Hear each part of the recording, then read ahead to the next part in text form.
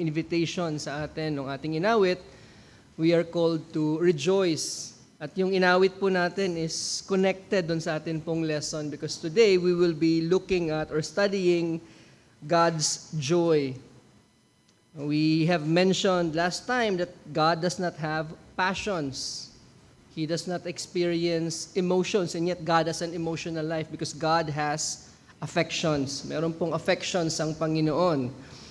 But He does not have passions, kagaya po natin. So the God's joy, according, sabi nga ni Joel Bicky, it's the affection of immutable or unchangeable beatitude or blessedness, happiness.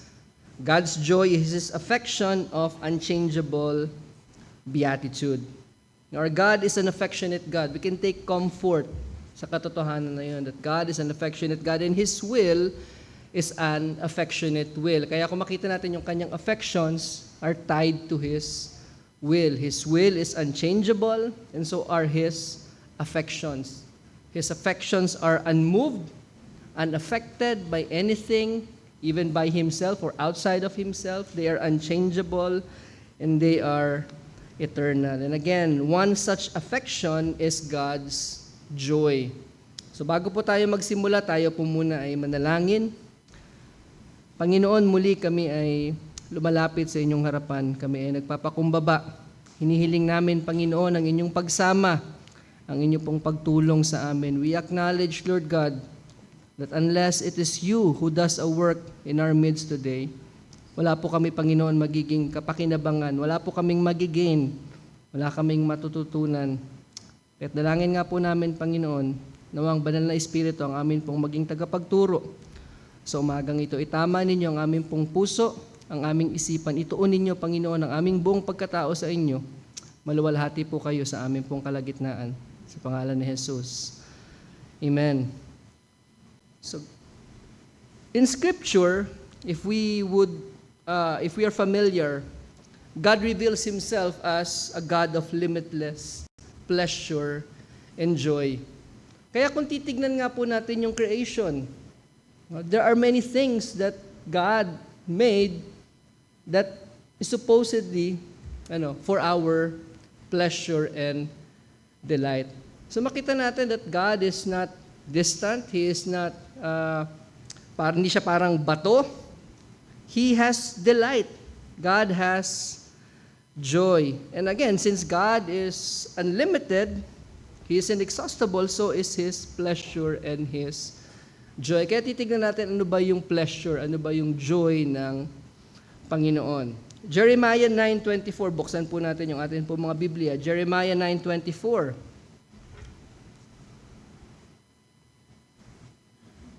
Ano po ang sabi dito? But let him who boasts, boast in this, that he understands and knows me, that I am the Lord who practices steadfast love, justice and righteousness in the earth. For in these things I delight, declares the Lord. So there we see God Himself declares that He is a God who delights. He is a God who delights. You see, knowing God, or to know God is to know His delight. To know God is to know what He delights in. Now, according dun po sa verse nating binasa, ano daw yung reason kung meron man tayong ipagmamalaki, kung meron man tayong dapat na ating that we must boast of, what is that? That we know God and we understand that He is a God who delights in what? In love, justice, and righteousness. So if there's anything that a man should boast of, at itong boasting na to would be the right kind of boasting, is that we know God and we understand that He is a God who delights in such things. Love, justice, and righteousness. So God's delight, kung titignan natin, God's delight is at the center of what we must know about Him. Nung sinabi ni Kristo that He desires that we might know God because knowing God is eternal life. We must know and understand that God is what? A God who delights in love, justice, and righteousness. Ano ba yung isang importanteng bagay na dapat nating malaman patungkol sa Diyos? Mga bagay na Kanyang kinalulugdan o yung Kanyang kinagagalakan, the things that God delights in. You see, pagka nais nating makilala ang isang tao, lalo na pag mayroon tayong iniibig, iniirog, ano ba yung bagay na inaalam natin? The things that he or she delights in. Of course, yung kanya ring mga dislikes. But here at the center, sabi nung verse of Jeremiah, at the very core of what we must know about God is His delight. Okay. Now, why does God have pleasure in His works? Now, God, of course, has delight, and He delights in His works. But why does God have pleasure or delight in His works? Sa mga kanyang mga gawa. When He created, He said it is very good. So there's delight, there's pleasure. Because they reflect His attributes of moral excellence, which He dearly loves. In His creation, in His works, in works of redemption, in works of creation, ano yung pinapakita nito sa atin? They reflect God's moral excellence in His works of creation and in redemption. And He loves those things. So ano ba yung ibig sabihin natin when we speak about attributes of moral excellence? Ano ba yung mga attributes of moral excellence? Ito yung mga katangian ng Diyos or the qualities that reflects God's absolute moral perfection, setting Him apart from the rest of creation. Again, what are such attributes? Ano ba yung mga moral attributes ng Panginoon? Nabanggit na pag-usapan na natin yung iba nito. Meron ba kayong maalala? His love, His faithfulness, His righteousness, yun yung mga binanggit kanina doon sa Jeremiah, and His justice. Now, when we speak about God's moral attributes, they describe His character. They describe His character. But then, yung metaphysical aspect, or yung kanyang other attributes, yung self-existence, self-sufficiency, immutability, or the omnis, they describe His being. No, the moral attributes describe His character, while yung kanyang metaphysical attributes, they describe His being. So when we are talking about here is His moral attributes. And going back to His moral perfections, yung kanyang love, faithfulness, righteousness, justice, yung kanyang wrath, they are immeasurably great. Psalm 36, 5-9, sabi dito, your steadfast love, talking about God's love, O Lord, extends to the heavens, and your faithfulness to the clouds. So, ibig sabihin ba nito may limit? No. What the verse here is speaking is that God's steadfast love is immeasurable. If you can measure that from the heavens and the faithfulness reaching out to the clouds, sabi niya, your righteousness is like the mountains of God. They're very great. Your judgments are like the great deep. Man and beast you save, O Lord. How precious is your steadfast love, O God. The children of mankind take refuge in the shadow of your wings. They feast on the abundance of your house, and you give them drink from the river of your delights. For with you is the fountain of life. In your light do we see light. So makita natin dito yung moral perfections ng Panginoon. They are immeasurably great. They are beyond comprehension. God has abundant satisfaction. He has a river of pleasure. No, pag sinabi ditong river, hindi ito yung mga estero na alam natin, yung stagnant na mabaho na hindi umaagos. When they speak about river, ito yung mga umaagos. Jordan River ngayon medyo tame na daw. Pero during their times, Jordan River, lalo na pagka spring daw, malakas daw talaga yung agos. Kaya nga kailangan din patigilin ng Diyos nung tumawid yung mga Israelites doon sa Jordan papunta sa Canaan. So when we talk about when we talk about the river, yun yung dapat na picture na nasa ating isipan. He has a fountain of life, and the psalm is speaking about His love, faithfulness, righteousness, justice, which God has in abundance. So when we talk about these moral perfections in God, we must think of them as incredibly great and immeasurable. When we talk about God's joy, hindi natin kayang sukatin. Yung katapatan ng Panginoon, hindi natin kayang sukatin. Yung kanyang pag-ibig, walang limit.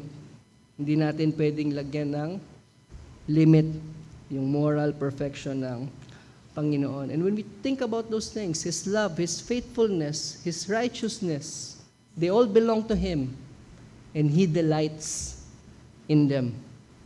He delights in them. He has joy. He takes pleasure. He rejoices over them. Because those things are in its purest, they are in their perfect form. So what I'm saying is, or what we are trying to get at here, is that God's ultimate delight is Himself. If God delights in righteousness, in love, in justice, and in mercy, and they are all in their perfect form in Him, it must be of necessity that His greatest delight, His greatest pleasure is Himself, for they all belong to Him. In other words, God is infinitely delighted because He delights in Himself. Unlimited yung delight ng Panginoon because His ultimate delight is what? Himself.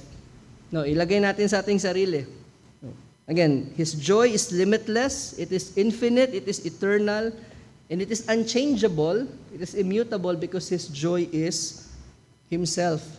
Now, kung lagay natin sa ating sarili, paano kung yung ating ultimate joy, yung ating ultimate delight, ay ang ating sarili? Anong tawag sa atin? Diba? Kung yung sarili natin, yung ating talagang kinalulugdan, talagang kinagigiliwan natin yung ating sarili. Every time na tumitingin tayo sa salamin, oh, you're so lovable, you're so great. If I can only twist my hands and hug you, and if my lips could only extend, I would kiss you. So you are so lovable. No? Narcissist tayo pag ganun yung ating kaisipan. But can the same thing be said of God? If God is delighting in Himself, if God takes ultimate pleasure in Himself, could that be wrong? No, that is the only way. Kasi kung hindi ganun ang Diyos, then He must not be the most absolute, most lovable, the ultimate being. But since there's none like God, there's none like Him, then it must be of necessity that His ultimate delight, His ultimate pleasure must be Himself. And again, all of these moral attributes na sinasabi natin, they are in their purest, absolute, perfect form in God. Who else is there to delight in but God? Who is there to be admired more than God? What is there to be delighted in more than God's moral perfections, more than His joy, more than His faithfulness, more than His love, more than His righteousness, more than His mercy? What is there to be admired? Ano pa ba yung what is there to be greatly praised than Himself? Wala na. Now, God needs nothing outside of Himself to be happy. Hindi niya tayo kailangan. Hindi niya kailangan yung mga anghel, hindi niya kailangan yung mga bagay na kanyang nilikha, because He is what? Sufficient in Himself. And in Himself, He Himself is a bottomless fountain of good. Inexhaustible. Yung goodness, yung pleasure na pwede niyang ma-derive from Himself. And this boundless, this measureless happiness of God is called His beatitude. No, from the Latin word beatus, meaning happy, blessed, and prosperous. Anong sabi ni Paul sa 1 Timothy 1:11? What does he say there? He writes about the glorious gospel of what? Of the blessed God, the infinitely happy, the infinitely blessed God. He also writes in 1 Timothy 6:15, the blessed and only potentate, the King of kings and the Lord of lords. And again, the blessed, when he talks about God as the blessed and only potentate, he means that God is the perfectly happy, satisfied, saan? In Himself. He is the perfectly happy, perfectly satisfied in Himself, God. Because again, who is there na pwedeng mag-compare, na pwede nating i-derive yung ating happiness and joy except God. Now, the word translated dun sa mga verse nating binasa as blessed is the Greek word makarios. It means a person possessing all that is necessary for true happiness. Again, take note of that word, true happiness, that phrase, meaning there's a happiness that is false or shallow, or fleeting. But we're talking here about true happiness. Kaya nga kung babalikan natin yung the Beatitudes sa Matthew, ano ba yung mga blessed ones, who are the happy ones? Of course, sila na merong material wealth, no? Yung maraming yaman, may karangyaan. Sila na merong lahat ng mabubuting bagay sa sanlibutan. Sila yung totoong happy, sila yung totoong blessed. Tama? Now, of course not, no? Who are the blessed ones? They are the ones who belong to the kingdom. The truly blessed ones, the truly happy ones are the ones who belong to the kingdom. And they are described as the meek, the poor in spirit, those who mourn because they see their poverty. They are the ones who are pure in heart, etc. They are the ones who are persecuted for righteousness' sake. They are the ones who are truly happy. So blessedness, beatitude, we're talking about happiness. Na balik tayo sa Diyos. Our God of sovereign grace and glory is supremely happy. He is a supremely happy God. Huwag nating isipin that the man upstairs, kagaya na sinasabi nila, is grumpy, parang laging galit. Parang si Zeus na always ready to bring down his thunder. God is a God of delight. God is a God of immeasurable joy. Kung nararanasan natin yung joy sa buhay natin, of course we do, we should, we must dahil tayo ay Kristiyano. Imagine natin yung joy ng Panginoon sa kanyang sarili. How He must be rejoicing in Himself. Kung tayo nga, nagre-rejoice tayo. Kilala natin yung Panginoon. We rejoice in the fact that we belong to God, that we are His, that we know Him. We are in the care of our God Almighty. We rejoice in those things. But how much more is God rejoicing in Himself? How infinite, how boundless is that joy? Because His ultimate joy is Himself. As Augustine said, sabi nga ni Augustine, God is the fullness and unfailing abundance of unfading joy. He is the fullness and unfailing abundance of unfading joy. So let's talk more about that joy. Number one, God's joy is a Trinitarian joy. It's a Trinitarian joy. Sa Biblia, ang pag-ibig ng Panginoon is primarily expressed in the Father's love for the Son.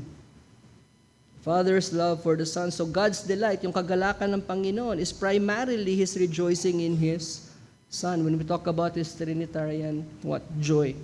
God delights, He rejoices in His Son, the perfect, the ideal servant. Basahin natin Isaiah 42:1. Ano sabi ng Panginoon patungkol sa Messiah, kay Kristo?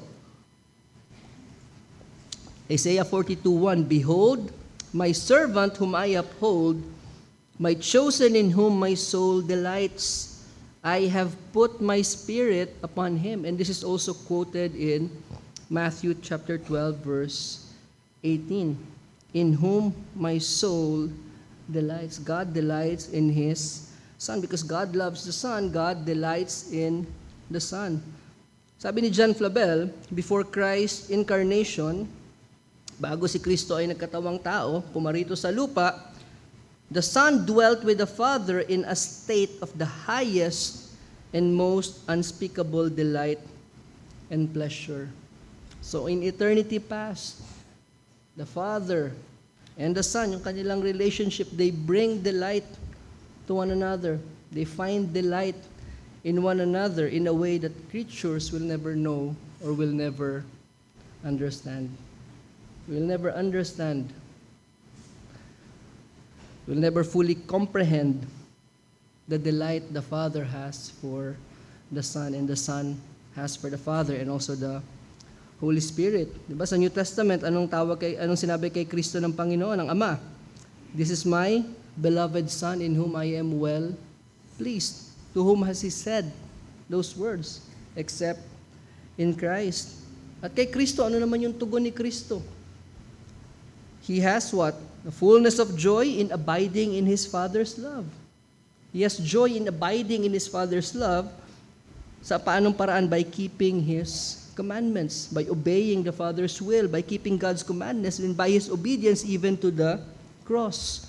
John chapter 15, verses 10 to 11. Ano sabi ni Kristo sa mga disciples? If you keep my commandments, you will abide in my love, just as I have kept my Father's commandments and abide in His love. So to abide in the Father's love, to abide in Christ's love is what? Kung sa atin, sa part natin, is to obey Christ's commands.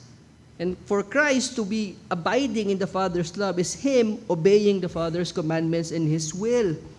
Ano sabi niya? These things I have spoken to you that my joy may be in you and that your joy may be full. So what Christ is saying is, my joy is in what?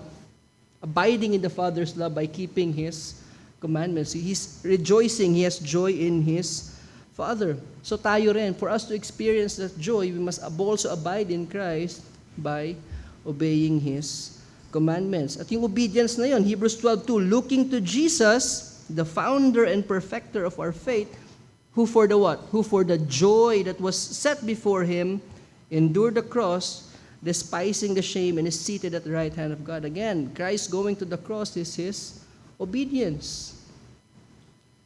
And ano yung ano nun? It is His joy to do the Father's will. And also, of course, the Holy Spirit is also rich in joy. Sino ba yung nagbibigay sa atin ng kagalakan? The fruit of the Spirit is what? Love, joy, peace, patience, kindness, goodness, faithfulness, gentleness, and self-control. Minemorize ko na lang yung kanta para hindi ko makalimutan. Dahil lagi ko nakakalimutan, mas alam pa ng mga bata. Of course, there's joy in God the Father, the Son, and the Spirit. They delight in one another. So this joy is also Trinitarian. God, number one, tinignan natin kanina, God ultimately delights in Himself. And this joy, this delight is within the Trinity. This is Trinitarian. They delight in each other. So anong implication sa atin ito? Tanungin natin yung ating sarili, how much do I delight in God? Or how much of my joy is due to the fact that I know God? Or how much of my joy sa buhay na to, or what brings me joy, what brings me delight, is because of God? How much? Yung mga bagay na nagpapasaya sa atin, nagbibigay ng kagalakan sa ating puso, ay dahil sa Diyos, o dahil sa Diyos mismo, dahil kilala natin ang Diyos. Ilang percent kaya? Sabi nga ni John Piper, if you are familiar with his teachings, no, we must fight for this joy. We must fight for this delight in God. Dahil maraming agaw nito. Kahit sabihin natin na tayo ay melancholic na tao, or emotional, emo, depressed, meron pa rin mga bagay na pinaguhugutan natin ng ating joy. Things that we delight in. Maybe we delight in sadness. At least you still delight in something. Diba? Kung talagang yun yung nagpapasaya sa'yo, yung pagpapakalugmok doon sa yung depression, at least masaya ka pa rin. Hindi ko lang alam kung anong klaseng emotions yung meron doon. But then again, how much of our delight finds its source in God? How much of the things that we rejoice in, or things that give us delight? Sabi nga nung famous na phrase ni John Piper, God is most glorified in us when we are most what? Satisfied in Him. God is most glorified in us when we are most satisfied in Him. But then again, we are easily drawn to many things. Yung happiness natin, madali nating i-derive sa maraming bagay. So we must fight for that joy in God.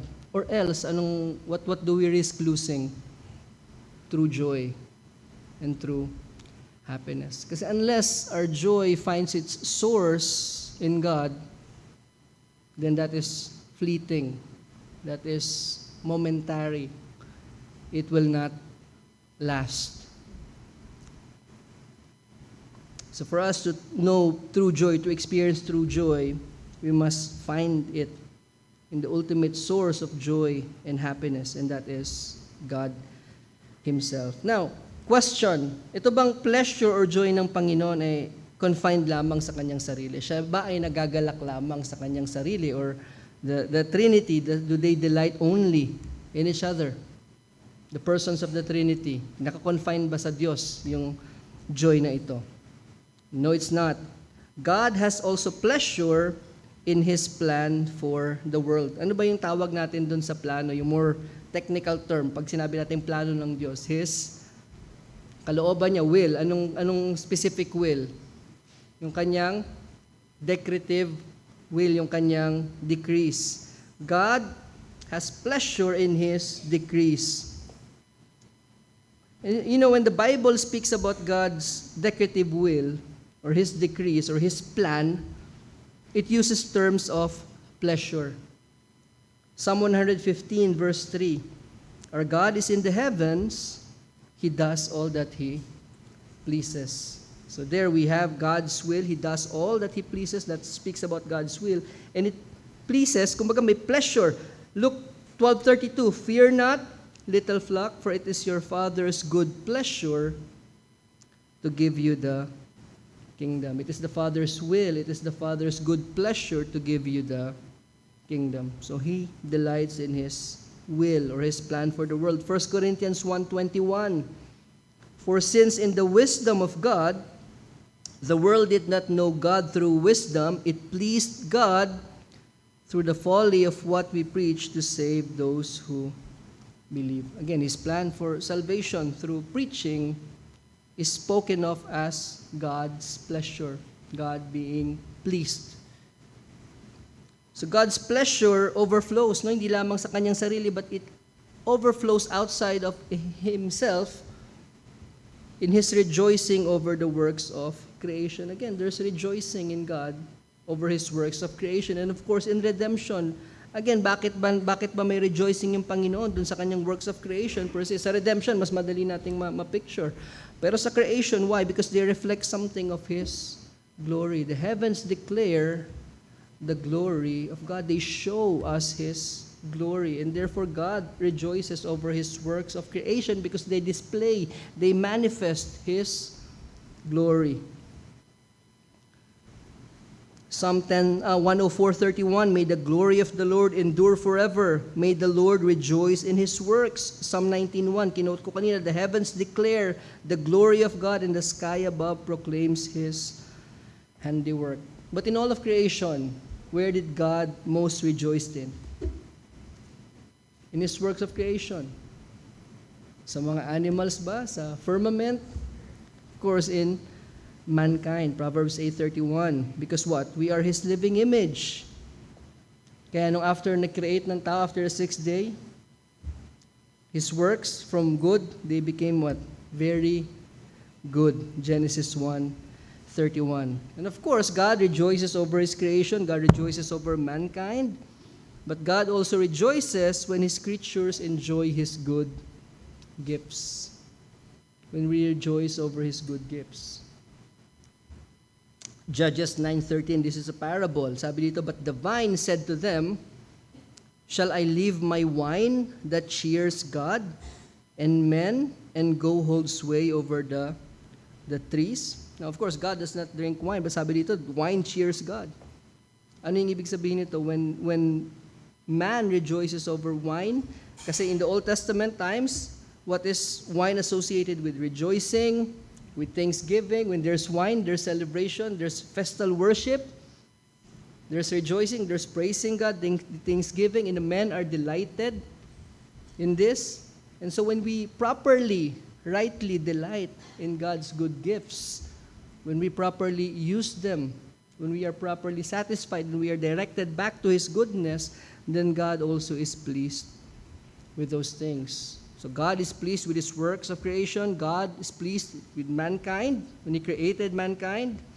God is pleased when His creatures enjoy His good gifts. Ano pa ibang bagay that God delights in? Of course, God particularly, binasa natin kanina, rejoices in love, justice, and righteousness. Psalm 147:10 to 11. Buksan nyo, Psalm 147:10 to 11. Ano sabi doon? His delight is not in the strength of the horse, nor his pleasure in the legs of man, but the Lord takes pleasure in those who fear him, in those who hope in his steadfast love. No, tignan natin dito yung comparison. God has pleasure in his physical works. He has pleasure in his creation, in mankind, but he takes greater pleasures in his creatures, what? Who are recipients, who receive his grace and therefore reflect his righteousness. Ano sabi ni David sa 1 Chronicles 29:17? I know, my God, that you test the heart and have pleasure in uprightness. In Leviticus, tinatanggap ng Panginoon ng may kalugdan yung mga unblemished offerings of His appointed priest, and of course, the sincere sacrifices of the godly. Yet in all of these physical acts of religion, kanilang ginagawa that please Him, God is pleased with the moral uprightness from the heart. God looks at the heart. Tayo, tumitingin tayo sa panlabas na kaanyuan. So we can say that when we worship God in spirit and in truth, but God delights in such things. Of course, God has no pleasure in wickedness, but such are the upright in their way are His delights. God delights also in the human obedience of His Son. Banggit natin kanina, God delights in the human obedience of Christ when He perfectly obeyed the Father's will. And He also delights in the obedience of those who are in union with Christ. So sagutin natin yung tanong natin last time. Para saan ba yung mga ginagawa natin panlilingkod? Does God delight? Yes, God delights in the obedience of those who are united in Christ. So there's delight. God delights in our service. Not because of who we are, or not because of what we can offer Him, but because we are in Christ. Here's also the thing. Here's a more sober thing na dapat natin i-consider when we talk about God's joy. The Lord also rejoices over the wicked to destroy them for refusing to obey His law or fear His name. God delights in the judgment of the wicked. God rejoices over the punishment of the wicked. And God is also even pleased to withhold repentance from some. God is pleased to withhold repentance from some. We're talking about the doctrine of reprobation, or God leaving others. While He shows grace and mercy to others, He leaves others in their sin. 1 Samuel 2:25. Ano sabi dito? If someone sins against a man, God will mediate for him. But if someone sins against the Lord, who can intercede for him? But they would not listen to the voice of their father, for it was the will of the Lord to put them to death. Because the Lord was pleased to kill them. Sabi dun sa King James. Ezekiel 33:11. Same verse. Yet the Lord also says, I have no pleasure in the death of the wicked. Ezekiel 33:11. But that the wicked turn from his way and live. So it seems parang contradictory. In one sense, God delights in repentance. He does not delight in the damnation of His people. But in another sense, God delights in what? Withholding repentance from some. Lamentations 3:33. For He does not afflict from His heart or grieve the children of man. So again, in one sense, God delights in repentance. He delights in repentance and does not delight in the damnation of His people. God takes no pleasure in the death of the wicked. Why is that? Because God is good. He made them. But in another sense, God also delights in punishing the wicked because He is good and they are evil. There are two aspects of God's pleasure, God delights both in repentance and also in retribution.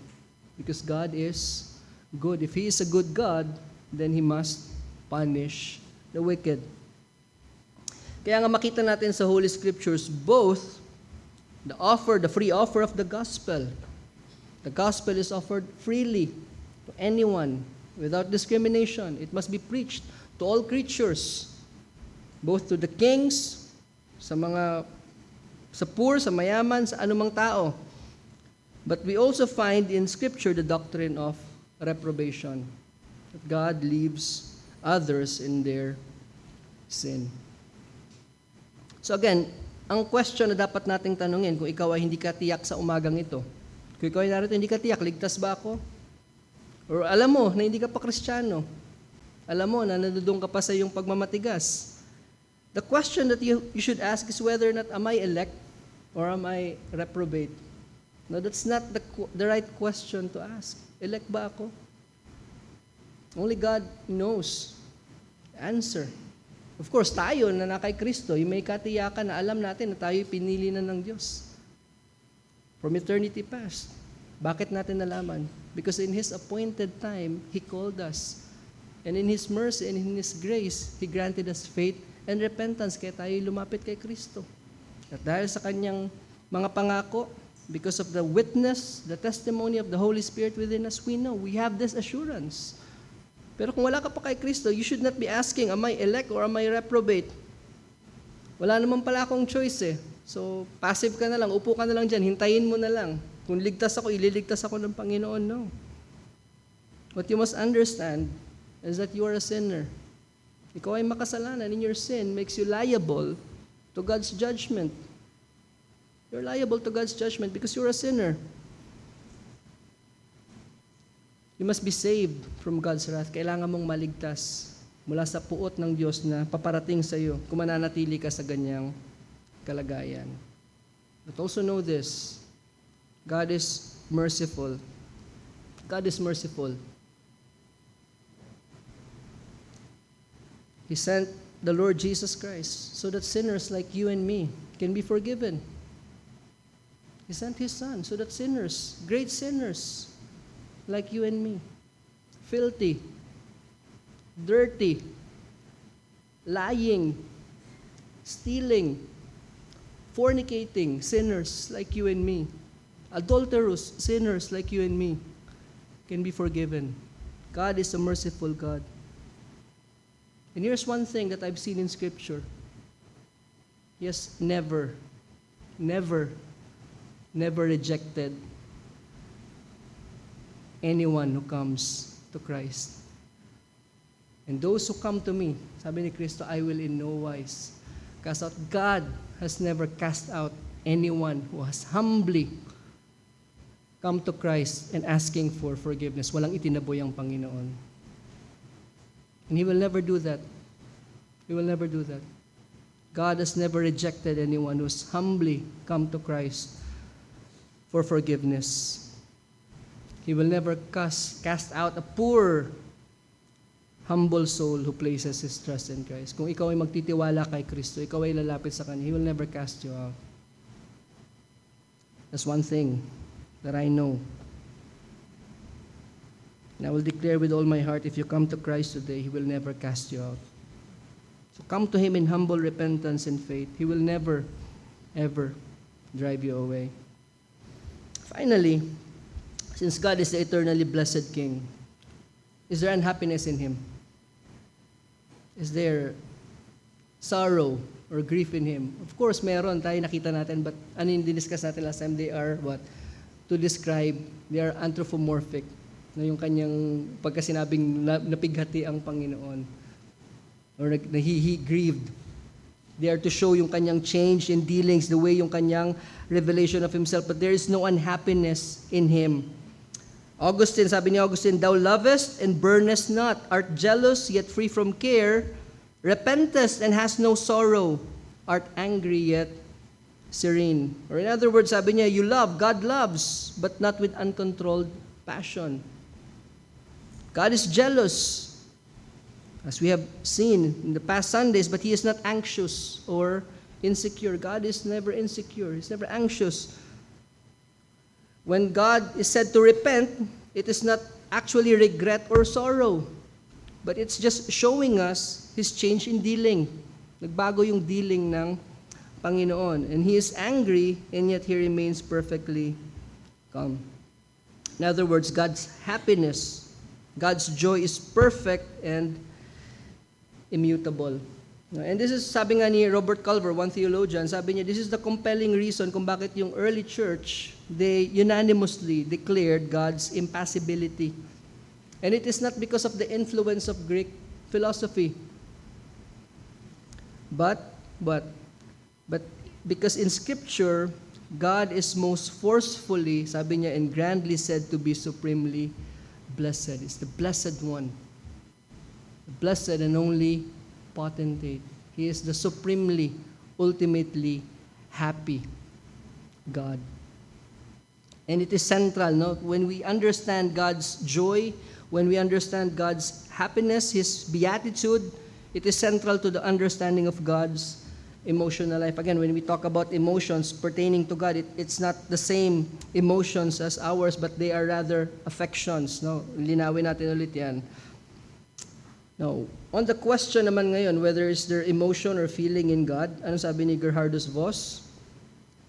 Not in the sense of an intense, transitory movement of emotion, something passive.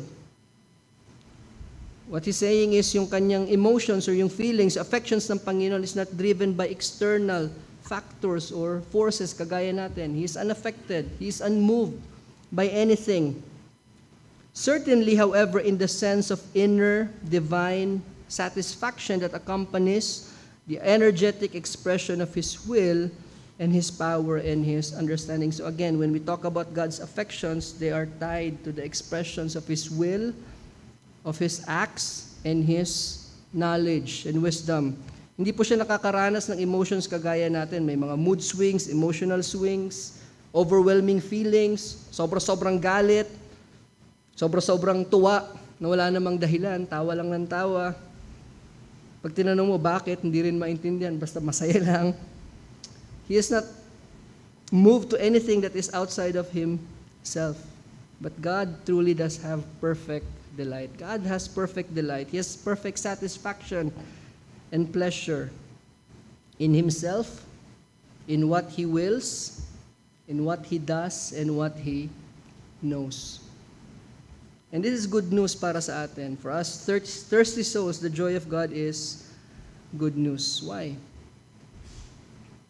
What is our inheritance? Sabi ni Wilhelmus Abrakel, sabi niya, to be satisfied with the Lord's all-sufficiency, to be irradiated by the light of His countenance. That is our inheritance. Meaning when we are before the presence of God, we will find this complete satisfaction in God's infinite fullness, and we will be living eternally before the presence of His joy and His blessedness. We will be forever before the blessed God, the infinitely blessed, the infinitely happy God, and we will share in that rejoicing. So ano man yung mga pighati natin dito, ano man yung mga kalungkutan natin dito, of course, mararanasan natin yan, but when we are before the presence of the Lord, His joy, His very joy from Himself ay mapapasa atin din.